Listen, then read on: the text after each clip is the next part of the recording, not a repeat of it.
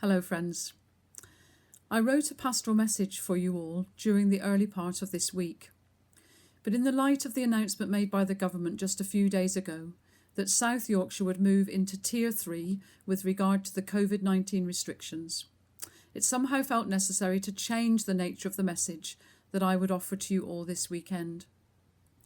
This latest announcement now means that a large proportion of the district is under Tier 3 restrictions.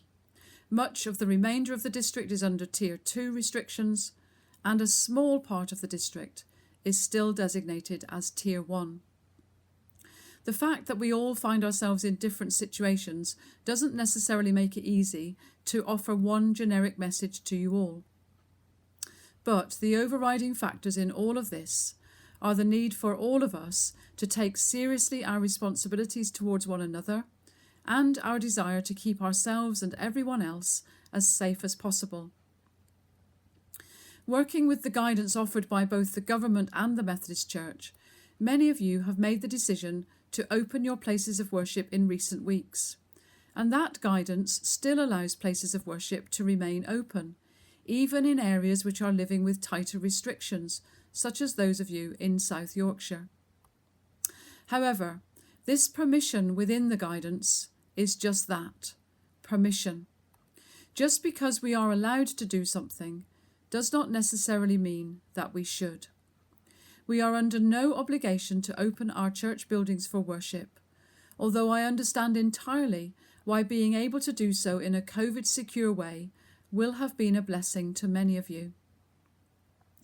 The responsibility for making decisions regarding the opening of our church buildings lies, of course, with the local managing trustees, the church councils. You will be the ones with the most local knowledge to bring to the assessment of risk. But I would encourage all local trustee bodies to make those decisions in liaison with circuit staff and office holders so that you can support each other in these challenging matters. For those parts of the district that find yourself under Tier 3 restrictions, I urge you to think very carefully about whether it is now appropriate for churches to remain open, given the rising infection rates your communities are experiencing. We have a duty of care to one another and to those alongside whom we live and work. The Gospel passage in the lectionary for this weekend from Matthew chapter 22 talks about one of many occasions when a group of Pharisees confronted Jesus with some questions. The Pharisees, of course, were a group of religious leaders who were incredibly knowledgeable about the law and fastidious and pious about their keeping of it. On this occasion, they wanted to get Jesus' view on the greatest commandment in the law. His response came in two parts.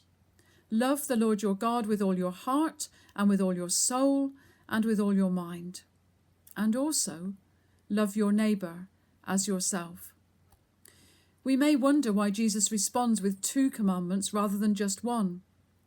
But this seems to be all part of encouraging the Pharisees to move on from their simple awareness of the need to love God to a personal practice of loving God by loving others.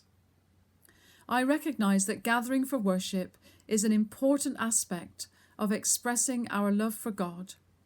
But in these challenging days, I encourage you to consider whether it might be more appropriate to express our love for God by expressing our love and concern for others and keeping everyone as safe as possible. It's my prayer that all of us will make good and wise decisions in these difficult times, and that through those decisions we might find it possible to express both our love for God and our love for our neighbour. God bless you all.